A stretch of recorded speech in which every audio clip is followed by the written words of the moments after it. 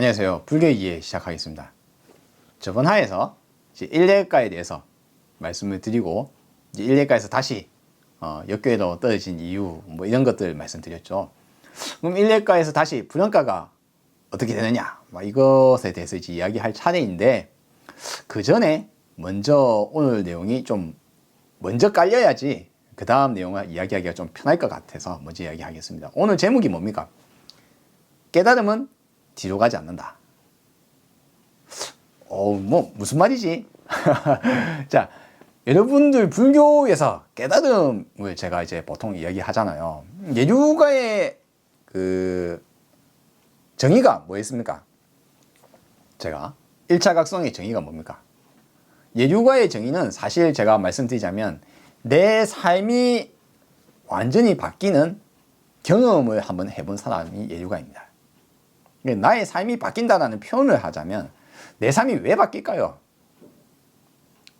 그것은 내가 그전에는 몰랐던 사실 때문에, 그전에는 몰라서 고통받고 힘들고 괴로운 삶을 살다가 알고 보니 이것 때문에 고통받았구나 를 알게 됨으로 인해서 삶이 통째로 바뀌는 겁니다.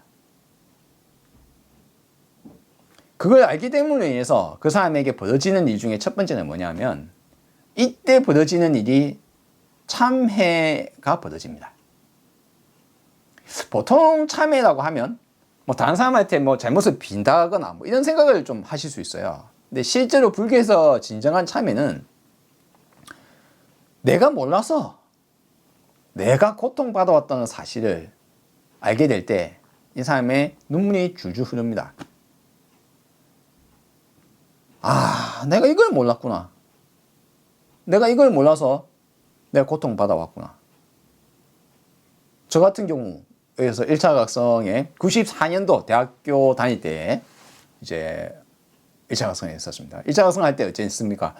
저 같은 경험을 기준으로 하자면, 내가 이렇게 집이 가난하지 않기를 바랬는데, 집이 가난한 거는 사실이잖아요. 그러니까 부모님 탓, 가족 탓, 환경 탓.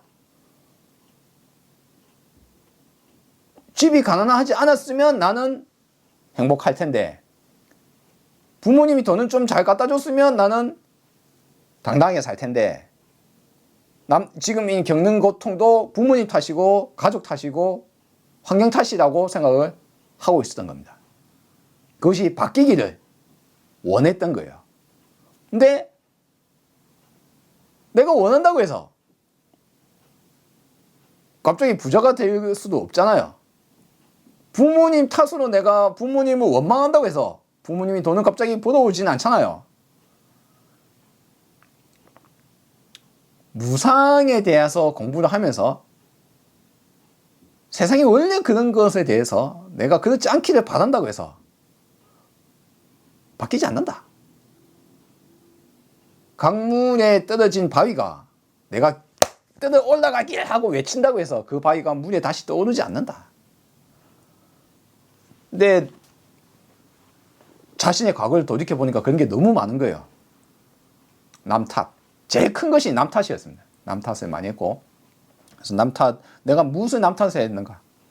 이거 내가 나이 들지 않기를 바랬던 것도, 나이 드는 게 맞구나. 원래 나이 다 드는데, 무상한데, 나이 안 들기를 혼자 바래봤자 고통스럽고, 친구랑 만났는데 헤어지기 싫었는데 억지로 부모님 이사 가서 나도 어쩔 수 없이 이사 가야 돼서 친구랑 헤어져야 됐다. 그게 못내 가슴이 아팠는데 당연하다. 이제 이런 것들이 쫙 과거를 돌이켜보면서 이걸 뭐라고 표현해야 될지 모르겠습니다. 영화처럼, 파노라마처럼 과거로 하나하나 장면 하나하나가 떠오르면서 그때 그것 때문에 내가 고통받았구나. 그때 이것 때문에 내가 고통받았구나. 내가 이렇게 생각을 했기 때문에 고통받았구나. 이걸 몰랐단 말인가 하고 한 장면을 보면서, 그리고 그것들이 내가 그렇게 이렇게 꽉 잡아왔던 것들이 마치 먼지처럼 바사삭 부서서 사라지듯이 내 내가 그래 왔던 나의 집착이 싹 사라지면서 눈물이 줄줄 흐릅니다. 과거를 플레이백 하면서. 그와 같은 과정을 겪고 나면 자연스럽게 이제 이게 해해탈이거든요. 지혜의 해탈. 바로 봄으로 인해서 내가 몰랐던 사실을 이제 알게 됨으로 인해서 해탈이 벌어집니다. 이 해탈이 벌어지면서 마음에도 심해탈이 같이 벌어집니다. 알게 됨으로 인해서. 그래서 이제 벌어지는 것이 예류가의 삶, 예류가가 이제 들어갑니다. 1차 각성을 하게 되는 거죠.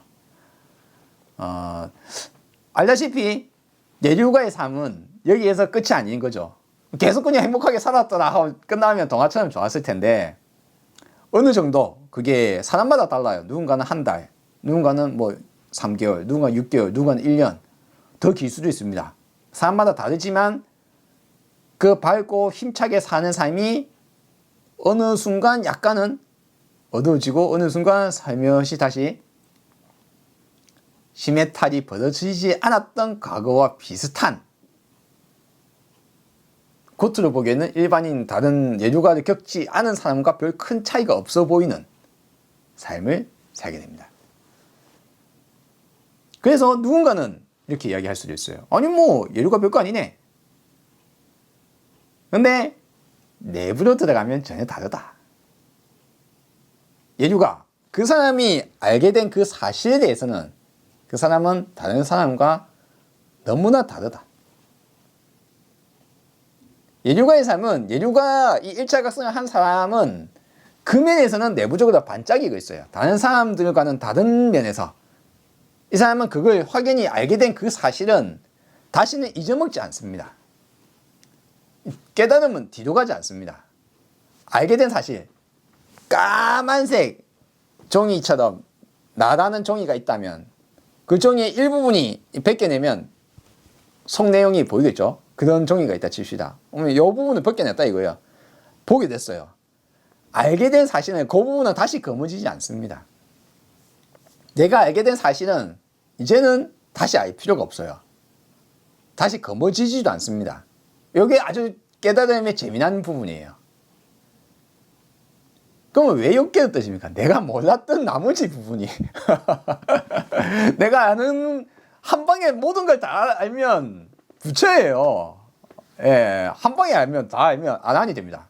근데 다 모르는 나머지 부분들, 세상과 나에 대해서 내가 모르는 나머지 부분들 때문에 다시 우리는 욕계로 떨어지는 겁니다. 욕계에 떨어져서 그냥 그대로 살면 될 텐데, 예류가를 겪은 사람은 어떻습니까? 내가 심해탈 겪은 상태를 안단 말이에요. 무슨 말인지 아시겠죠?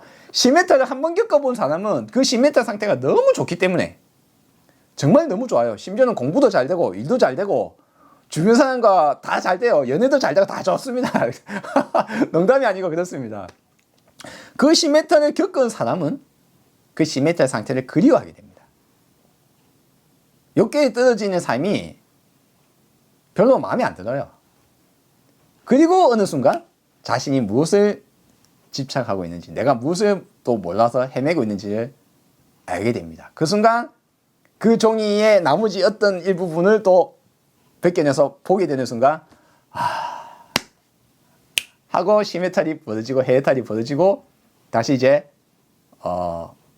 돌아오는 거죠. 욕계에서 벗어납니다. 이 심해탈 상태가 딱 도달합니다.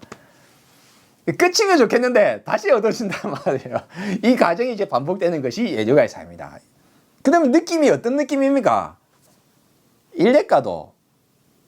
일렉가의 욕계에 떨어지는 거나 예류가에서 떨어지는 거나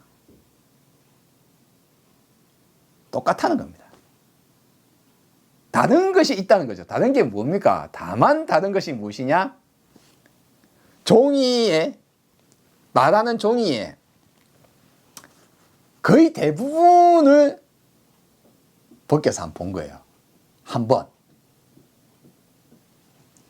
무한을 철회한다는 것, 사선정을 겪는다는 것, 그리고 거기에 들어가는 해탈을 한번 했다는 것. 난 누구인가? 삶과 죽음, 나의 가장 거대한 나에 대한 집착, 존재에 대한 집착,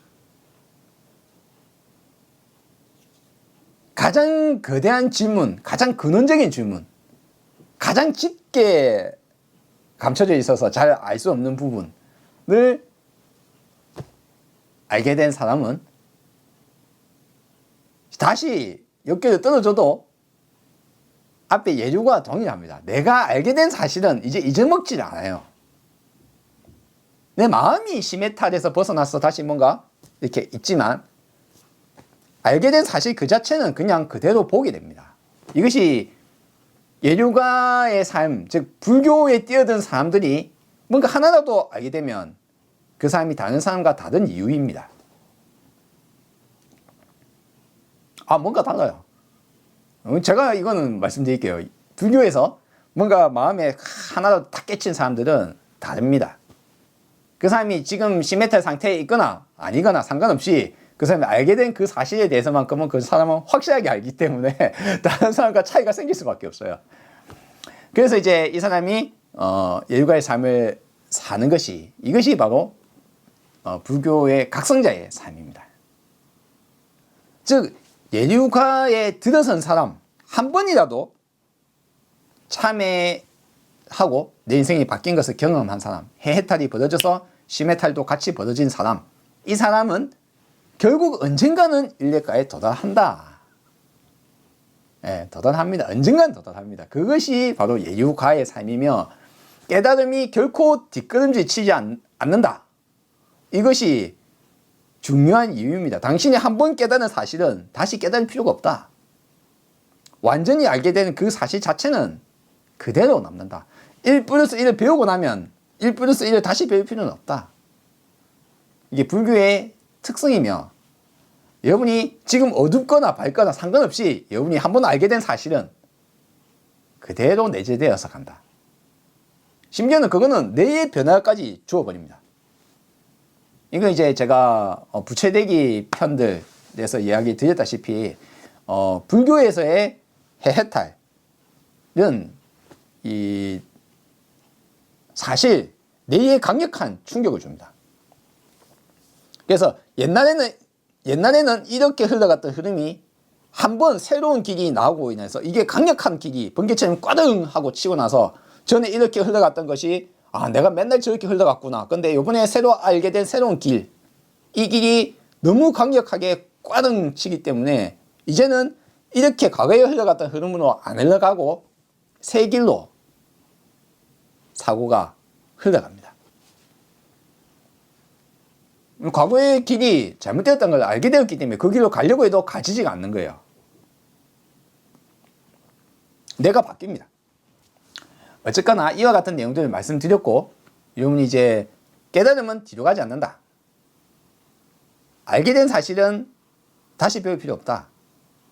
다만 확실하게 모든 걸 아는 건 아니기 때문에 모든 걸 다 알게 되면 붙여줘. 자, 여기까지 이제 오늘 말씀을 드리겠습니다. 여러분, 다음 화에서 이제 불안가에 대해서 이야기를 하도록 하겠습니다.